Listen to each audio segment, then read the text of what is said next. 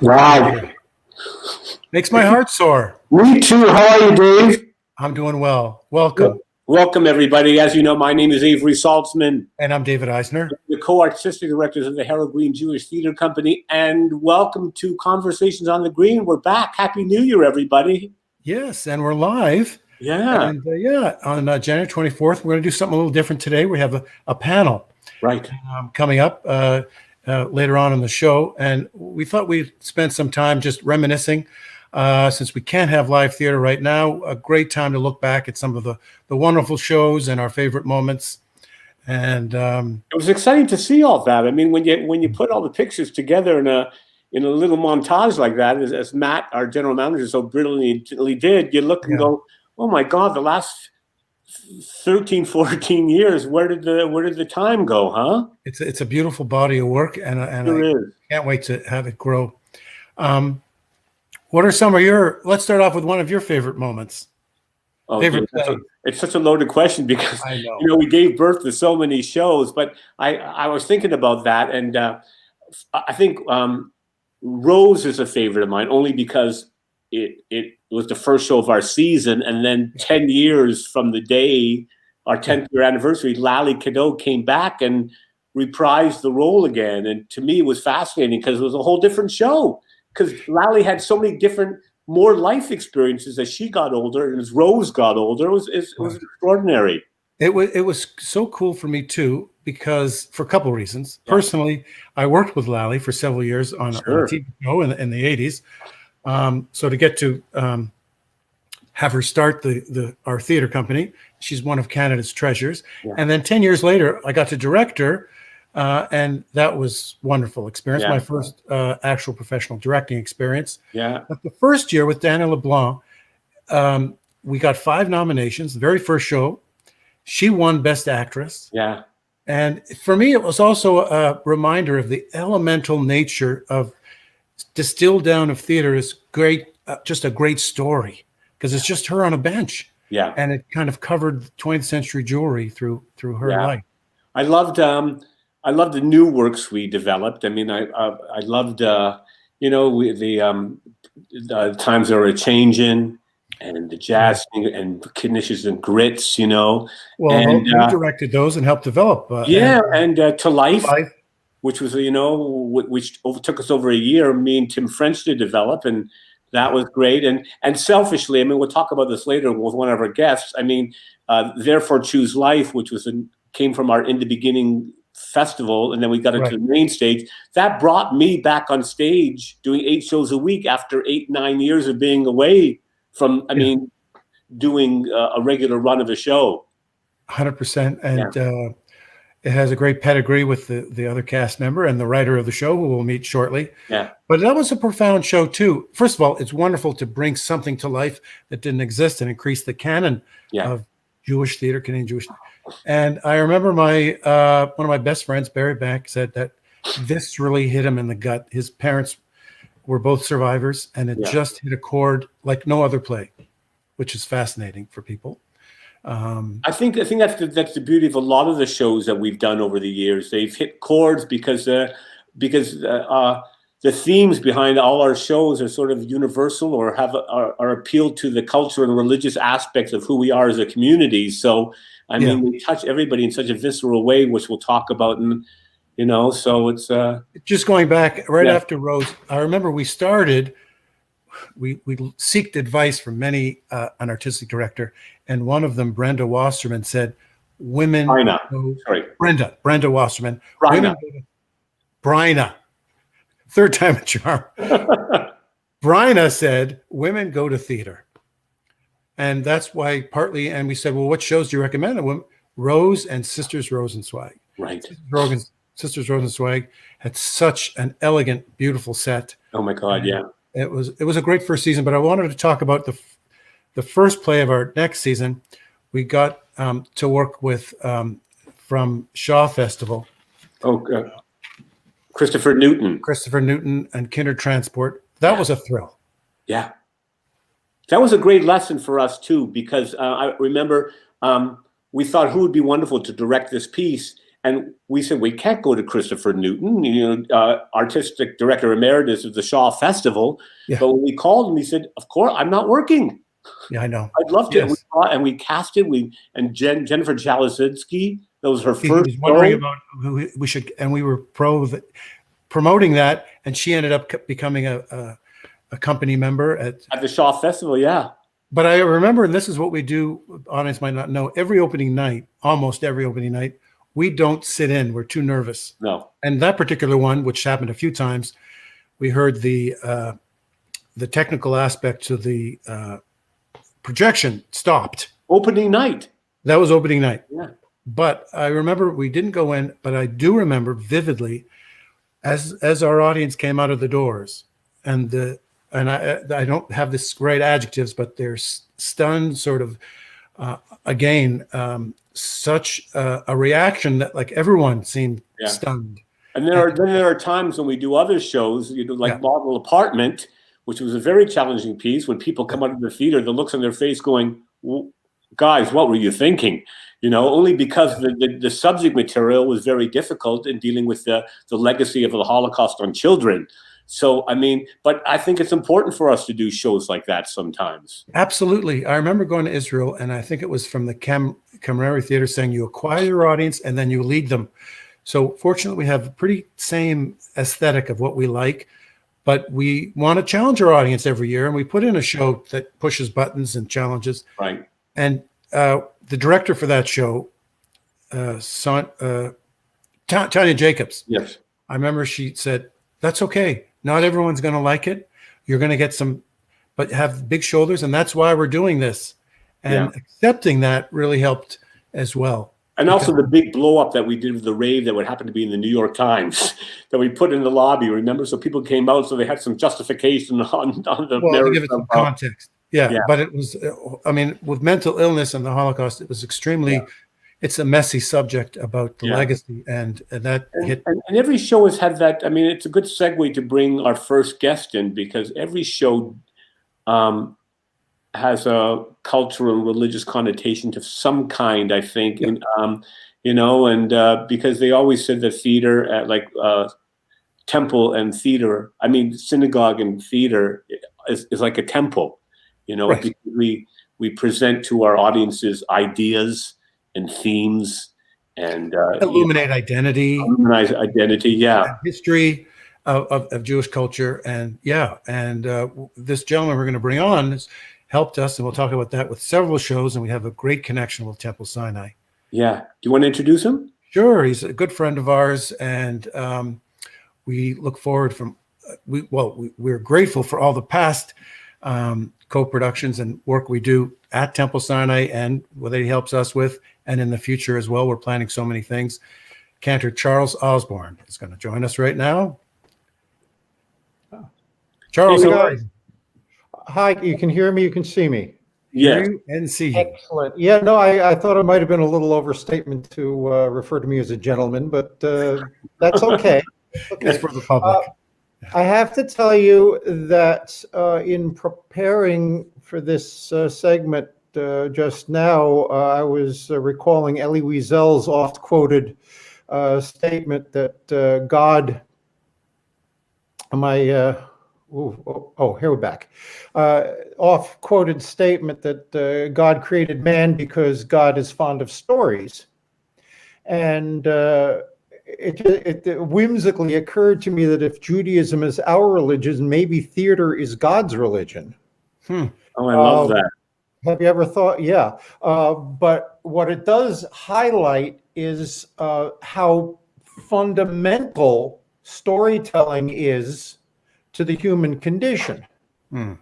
That you add to that the unique Jewish perspectives on life, on existence, on day-to-day activity, on history and culture, and you come up with something which is very, very unique. Also, what occurred to me is that there is a distinct difference between fact and truth, that if in science or in theology, nothing exists unalloyed. There is no such thing as a pure form, but we can imagine things as being pure forms. All right? So that we can take one aspect of the human condition, one person's life, one person's experience, and examine that in its own context, you see. So that I was just going through this wonderful list. The one that immediately comes to mind is mikveh.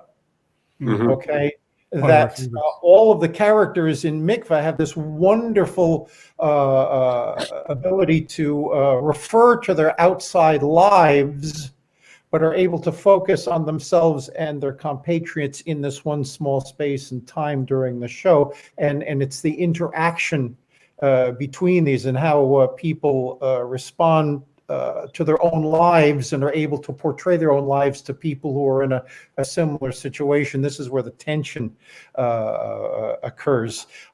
There's another aspect.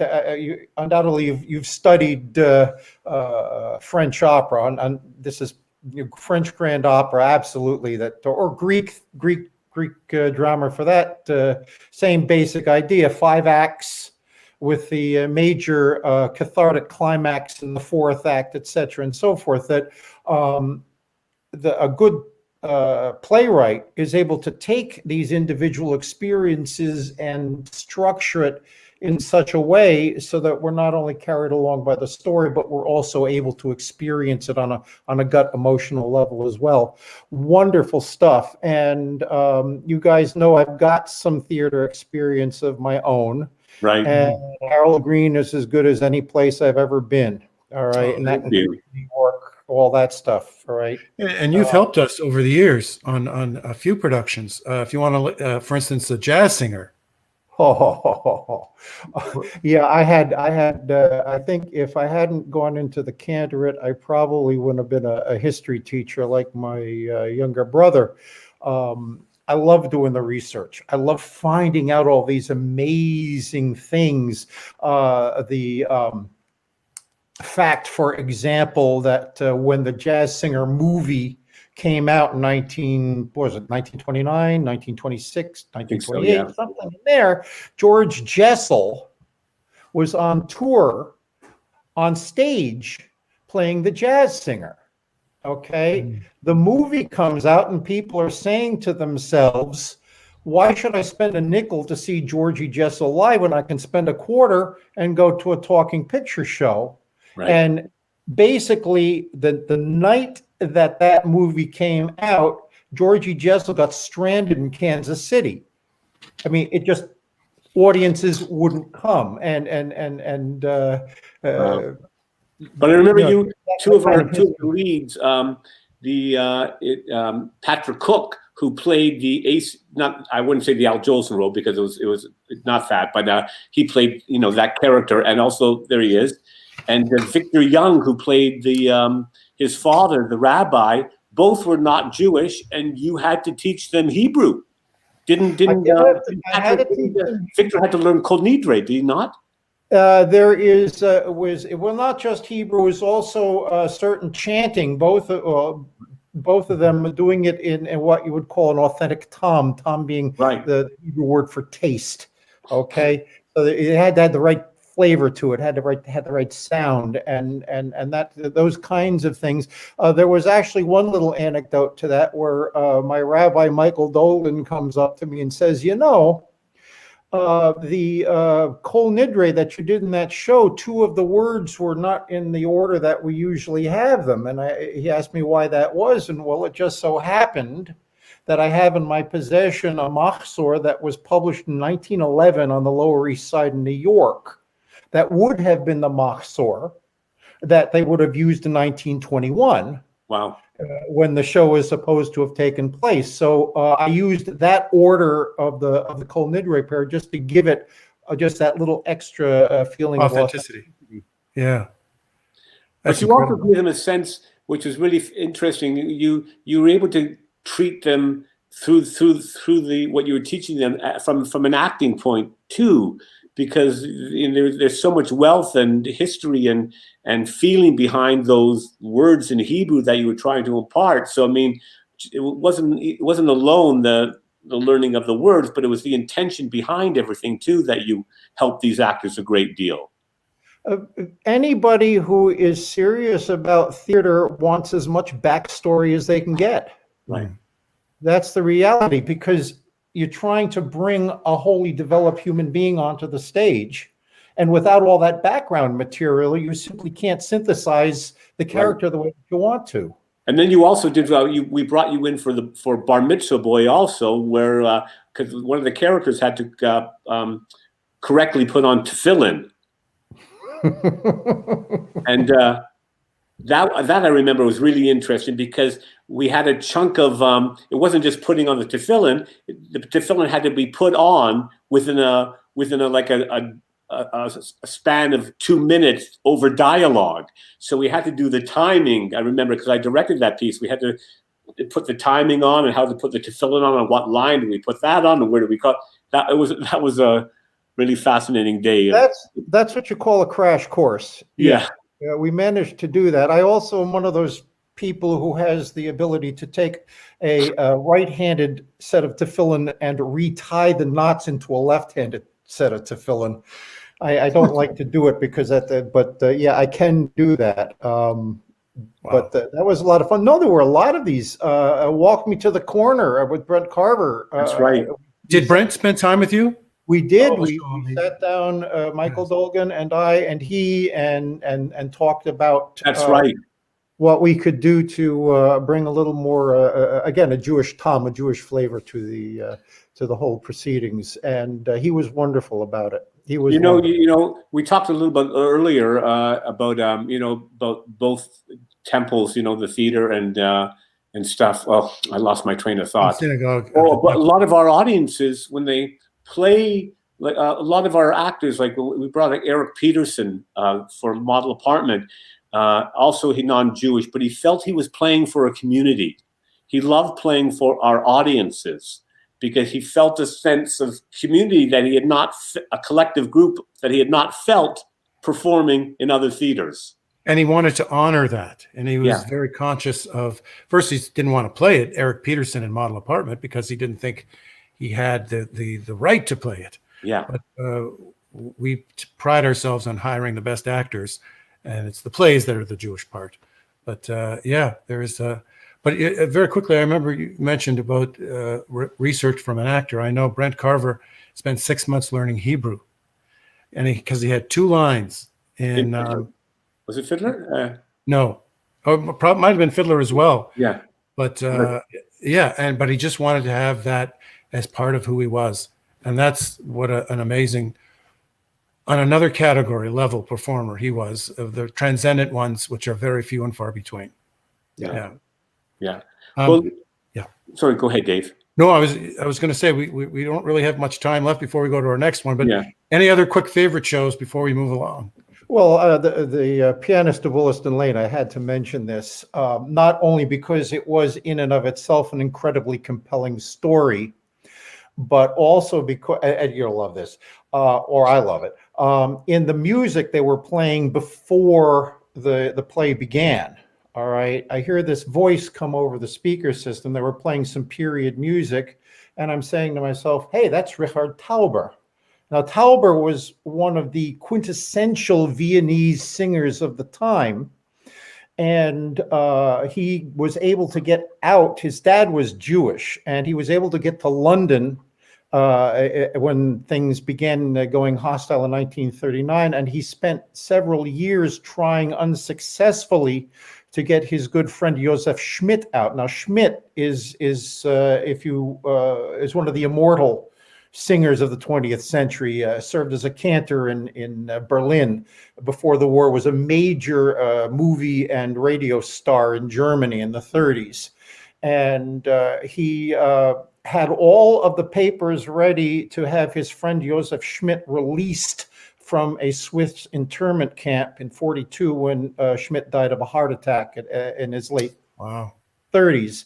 And this just serves to remind me that there are still a million stories to be told, that there is an unending importance to theaters such as the Harold Green Theater, to bring our stories onto the stage. In case anybody's wondering, Osborne, my mother's family is entirely Sephardic. Okay, so I come by it rightly, but. Well, thank you, Charles. You've been a great support of our theater, so we appreciate the time you spent with us today. So thanks so much, my friend, and to the future of the Harold Green and the future of many, many collaborations ahead. Absolutely. With success. Thank you. Thank you. Ta-da. So, Dave, we talked about community, and I think it's the best way to bring in part of our community. Yes. We have 3 couples with us today, subscribers and donors and sponsors, and why don't you introduce one, and I'll introduce the next 2. Sure. Well, we'll bring them all on, but one of them, I think he's been there from the very beginning. They've both been there. Eddie and Harriet Rice. And who else is coming on? There we go. There's Eddie and Harriet. Welcome, guys. Hi, guys. How are you? Okay. Good. And then we have also dear subscribers and friends of the Harold Green Jewish Theater Company, Stephen and Sharon Labo. Hi, guys. Hi, welcome. Welcome. And last but not least, Ian Epstein and Kathy Kaser. We'll talk. There they are. Hi, guys. There they are. Hi. Just before we get into everything, yes, you might recognize the name Kaser and Epstein, but based our stages, their children are Gabby Epstein and Jake Epstein, of course, and Kathy, of course, wrote Therefore Choose Life, and Ian just happens to be a lawyer. Very important. A very important lawyer. But the Epstein family has been integral in the Harold Green development and is very much a part of our company, as our subscribers are.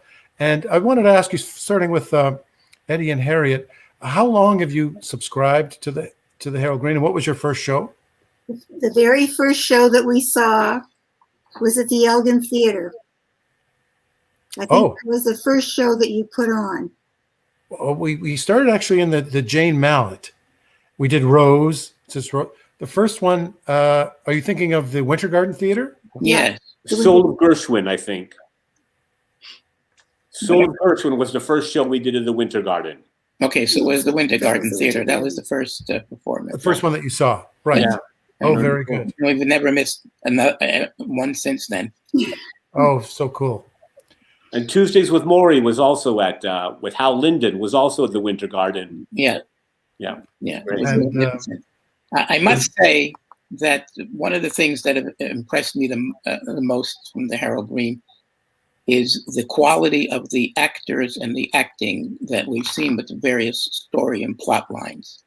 I'm always very impressed with it, and I always feel sorry for people that we meet and they say, "Oh, we're going to go, but they didn't have a chance or whatever, and they missed the show." And I always say, you have to see these shows. I mean, it's such our culture is being displayed in such a manner that you get a total view of all aspects of Jewish life, from the tragedy to the comedy, the emotions that we go through. And it's so close to home.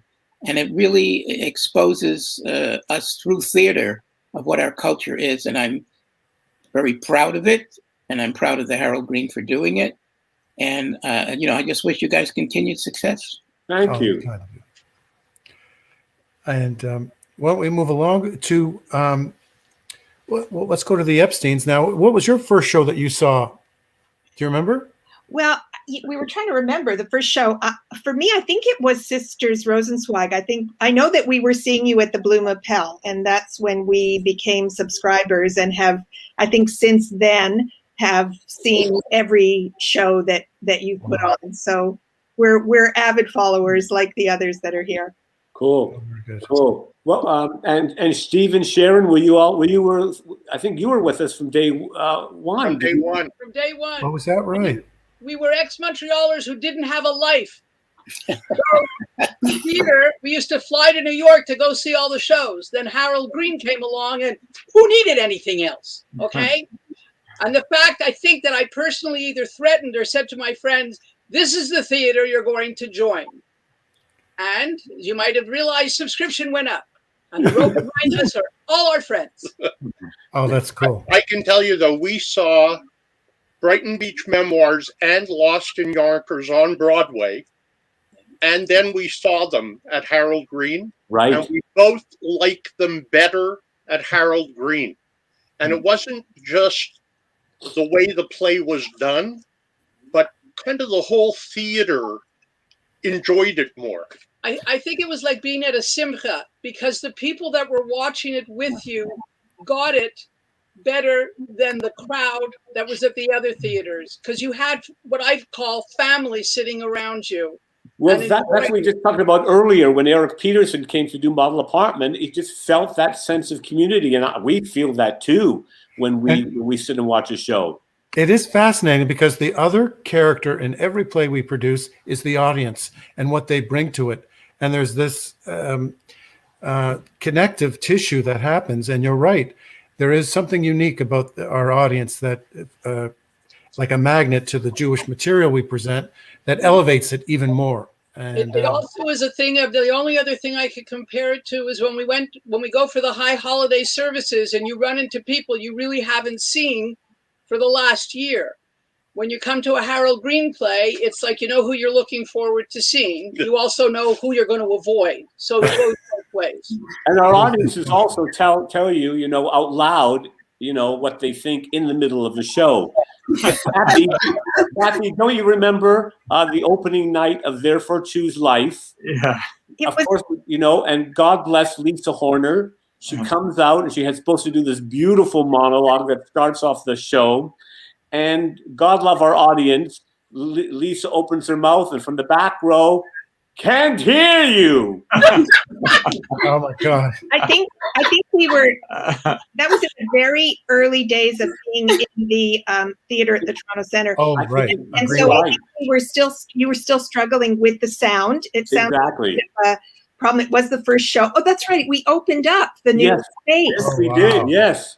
And so there was a struggle with the sound, but yes, Lisa Horner, who is spectacular, was, I think, mortified when somebody from the audience shouted that out. And yes, we all thought only in a Jewish theater does somebody shout from the audience to the actor on stage to criticize something that they're doing. It also happened during Sisters Rosenzweig with Sarah Farb. Oh, right. Sarah Farb, who is this brilliant actress now, played Juliet at Stratford and all over she's on Broadway but anyway, that was her first show.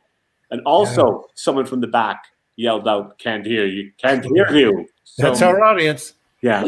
Let's open it up to everyone, whoever wants to answer first. But what are some of your favorite plays or moments, and why? If you can just sort of also let us know for what reason that hit you the most. One or two of your favorite plays. One of mine was Tuesday with Maury, because I was such a great Hal Linden fan from Barney Miller.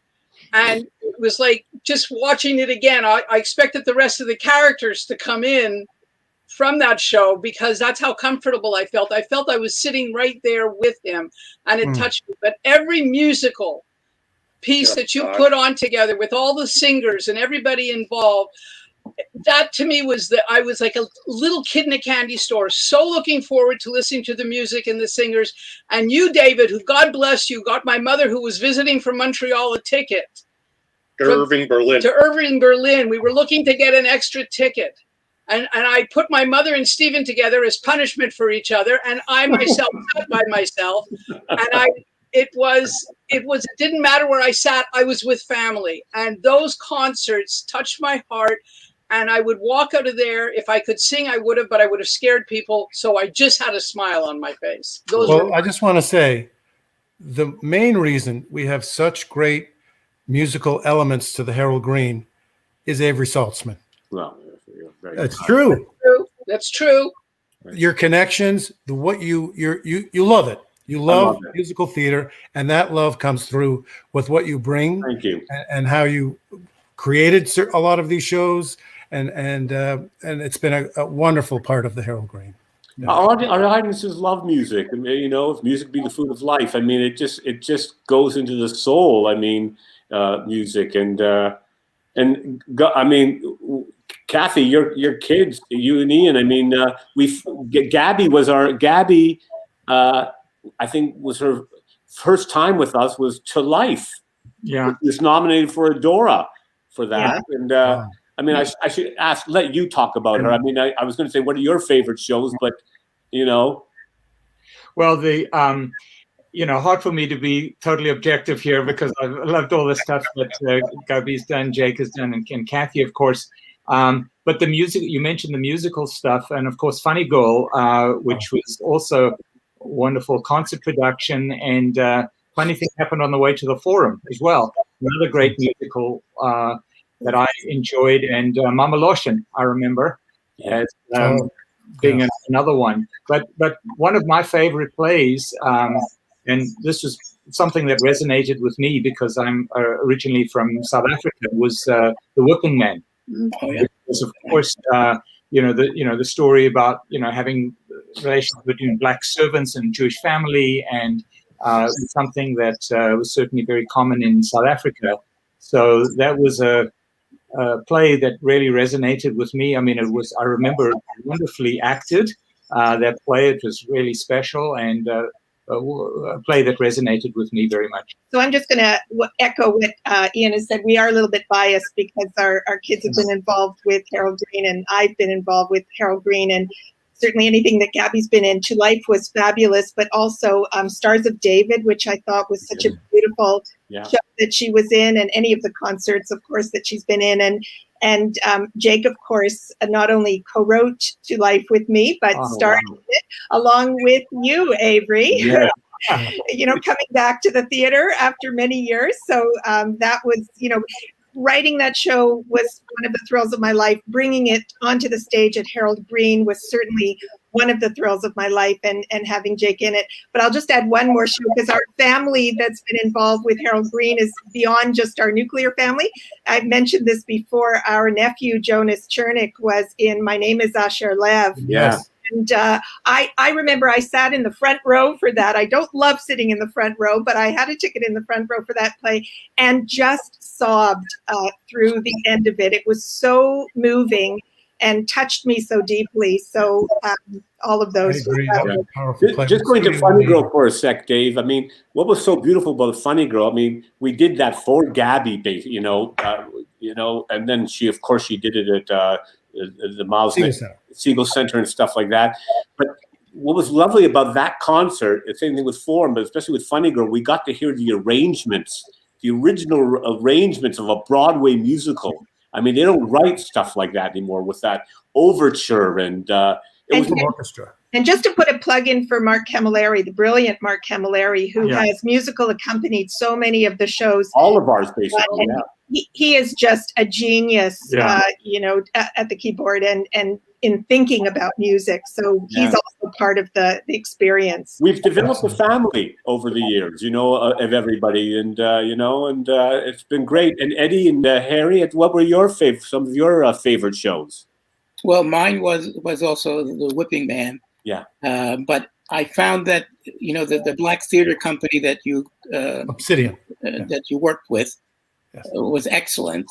But I thought that what it presented was the different cultures and point in history at that time between the blacks and the Jews, and how they intertwined, which when you realize it is not that much different than it is today, and how they coexisted and how they had relationships that is something that is not exposed as much as it should be, to let people know that that these relationships do exist and they do flourish, and they're wonderful, and you learn from the history of what each group was going through at the time, and from each play you learn something from what happened as to how it pertains to today.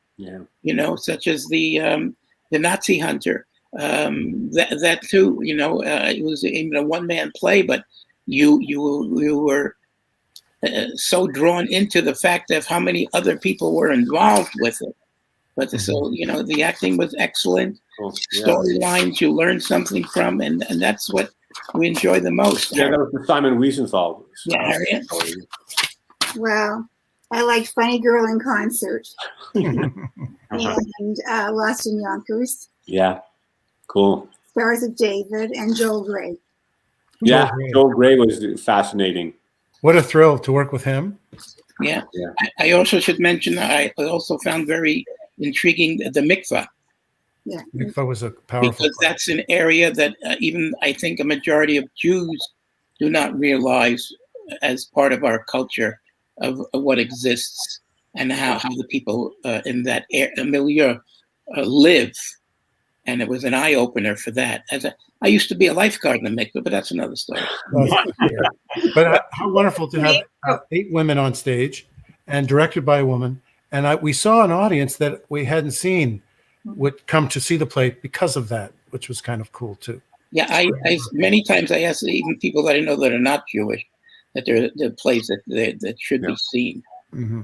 I think it is amazing, just on that note, to also acknowledge the fact that you have drawn to your theater so many well-known actors, performers, not just from within Canada, but across the border to the U.S. And I mean, just, you know, we've already mentioned Joel Grey, Mandy Patinkin, Theodore Bikel, Tova Feldshuh, Brett Carver, Hal Holbrook, and that's just a tiny list of the actors that have come to your stage. And I think that's also just a tribute to you and the company that these well-known, you know, everybody is great, but particularly well-known performers have wanted to come to the Harold Green stage. Oh, thank you. Yeah. You know, David was saying earlier, especially with people like Brent and Eric who are not Jewish, you know, they said, what can we serve? I mean, how can we serve our community? You know, what is it in them that they felt they weren't warranted? Is not the right word. Help me out, Dave. They weren't. Well, I think that they just wanted to make sure it was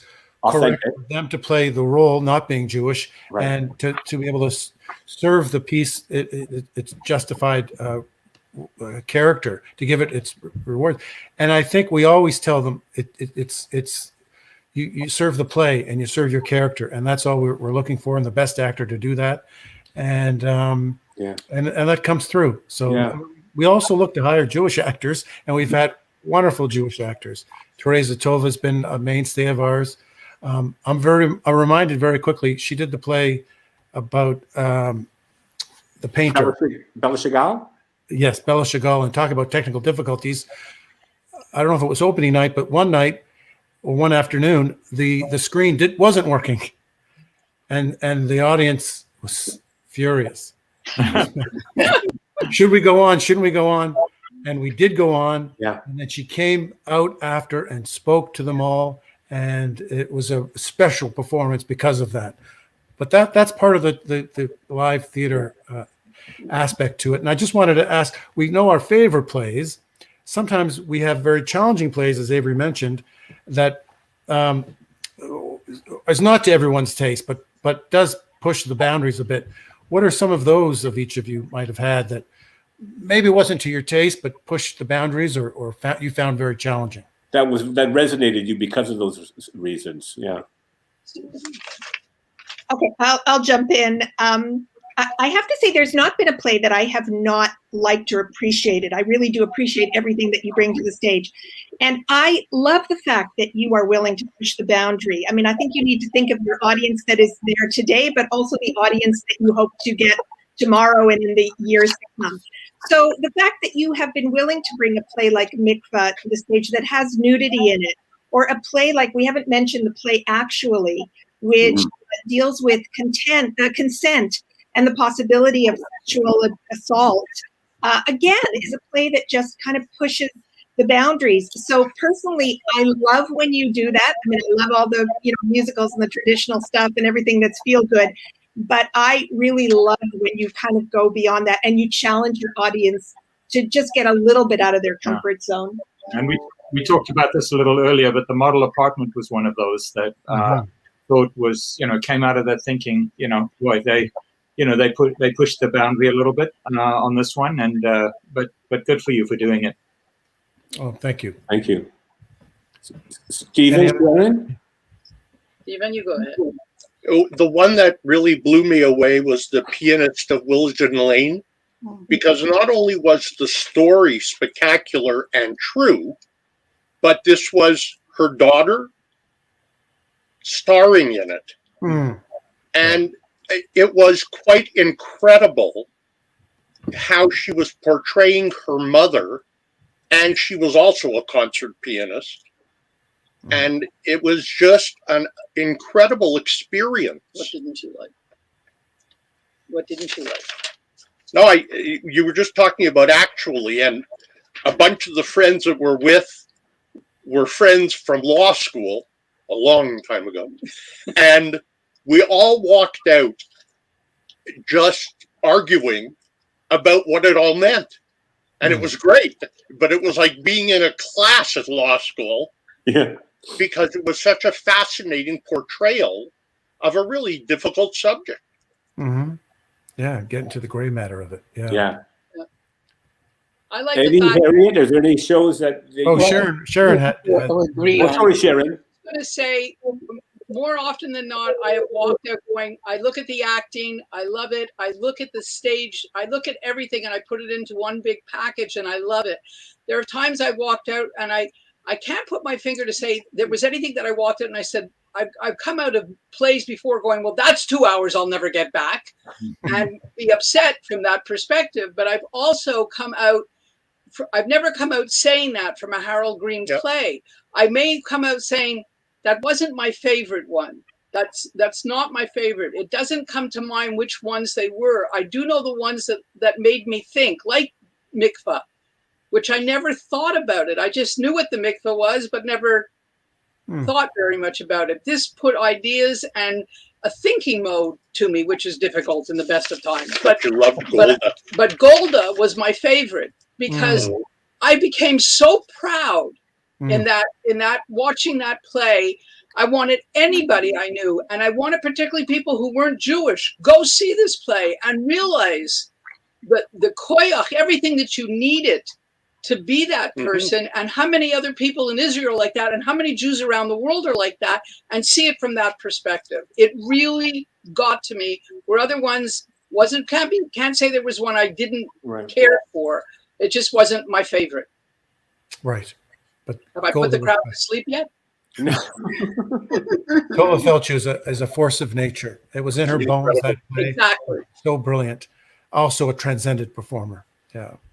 How do you tell a friend? I'll open this up to you, everybody. How do you tell a friend who you may know that's not Jewish about Jewish theater? I mean, because it's tough. I mean, we do play to our community. We are filling a niche that doesn't exist. But what do you say to a theater goer who's not Jewish and what they can get out of the Harold Green? Well, that's easy. That's easy because I do it many, many times. It's because of the material matter, the subject matter that the play is about is universal.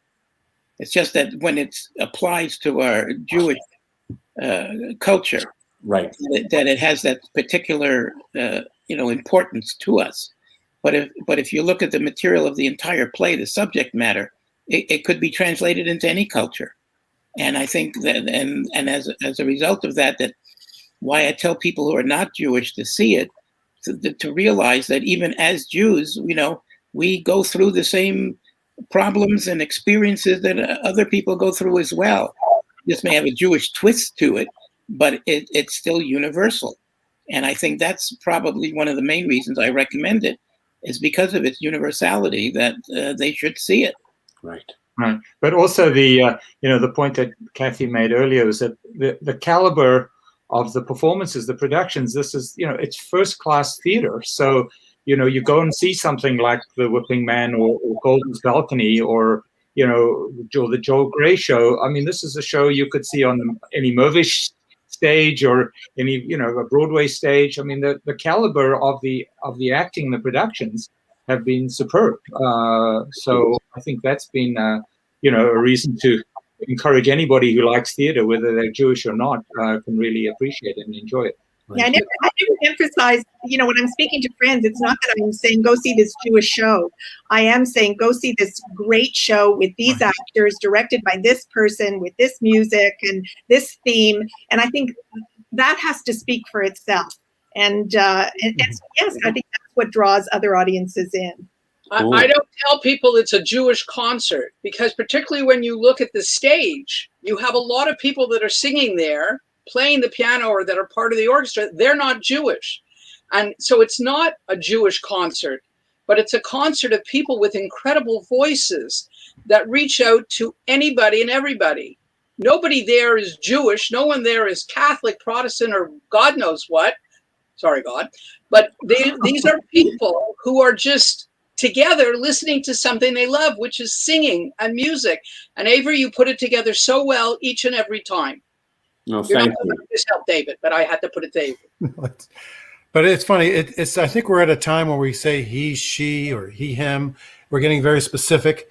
And I remember also, and there's nothing wrong with that because we're defining who we are. But there's also another part of it with, I remember the Dalai Lama saying, it's not us or them. It's just us. It's just us in the world. We're all of us. We're all one. And so that's the universality. And two things can be right at the same time. We're a Jewish theater company. There was always a debate, should we put Jewish in the title? And we decided to do that because that separates us within the whole sort of fabric of the Toronto theater scene.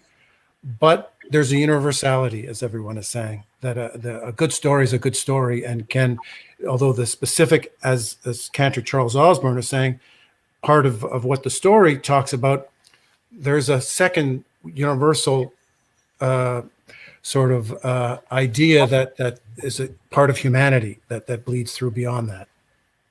If I expressed it well. And I'd like to add that we here in Toronto, I think we're very blessed and appreciated that you and Avery are conducting this theater company that we can enjoy for year after year, and it's just. Thank you. You know, we still love it.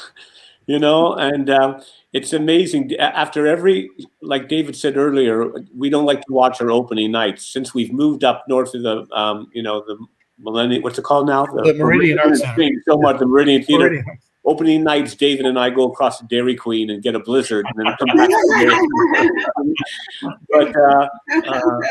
Dairy. But there's a special thrill when we pick our season as, you know, comedy, drama, more provocative, challenging plays, an homage, music. Then when we pick them and we have ideas and we talk about it and it gets approved and we go through Matt, make sure it fiscally all makes sense. And then to sit in a chair in our theater seats and see an audience enjoy it and appreciate it is a real special thrill. Yeah, it's still thrilling. I mean, Kathy, going back to There for Two's life. I mean, you were of course, with the in the beginning. It started with a play reading in the beginning festival. Then was it 2 years after that? 2 years after how many workshops we did and readings? Numerous. At least 2 years. Yeah. I wish people could follow the path and realize how arduous and long it takes for a play to develop and to get on stage. It took you 2 years. And then how many rewrites did you do in that 3-week rehearsal period, Kathy? Oh, at the end of the day, it was really, the essence of it was still there, but, every line had been changed, every word, every process, every part of it had been changed. Well, the other thing about that play, which for me was very special, was that it was, Kathy wrote it with my son, Jake. Yes. They co-wrote it. And so I observed that process together, watching them write different parts of it and Jake's input in it and her input. And that, I think, was quite a unique combination to actually have a mother and son write the play together. And then there were parts of it. Of course, the scene with the ping pong table, Avery, that was a scene taken out of something that Jake and I used to play ping pong, where we would say, well, let's talk about life. And we would go and play ping pong. And then to see you and Jake doing that up on a stage was something very special. and don't think through the whole show, was an hour and a half show. All I was thinking about, I hope I don't miss that ping ball shot. I thought that too about you. But I have to say, the interesting thing, I think, for Stephen and I is for people who would, when we lived in Montreal growing up, went down to New York to see plays, because we really didn't have much here that was like what they would call the quality that you wanted to see. And then when it came here, people said, how come, did you see this movie? We went, no, but did you see this play? Because we joined everything. And they said, what about live theater? I said, until you experience it, it's like that dish you finally taste. You go, once you taste it, you can't go back to the brand that's in the store there. You got to make it yourself. You have to see it. And when you get caught up in it, you realize there is nothing like live theater. And the way we put it together, that's what makes it special. Every ingredient, every actor who's put into that play, and a little bit of this, every piece of that, the director, the stage design, everything comes together to make a perfect dish. Something my puppy would say, they did it. And I'll just add that we are privileged in Toronto to have a Jewish theater that's here. And you know, obviously we on this panel all love it and support it, but I think everyone should love it, should experience it and come out to see it and hopefully support it as well, because it is a privilege to have this theater here. Yes, it is. Absolutely. I think that's a great way on that note to close this afternoon. Look, if we were making a commercial, we couldn't have hired 6 better actors. I think we have several commercials we can pull clips from now. Exactly. Who signs my timesheet? Exactly. You know. So from David. Oh, before we go off, I have to introduce the man behind the scenes, because there's someone behind this doing all these images, and our general manager, Matt Birnbaum. Matt, you want to come over and say hi? Hello.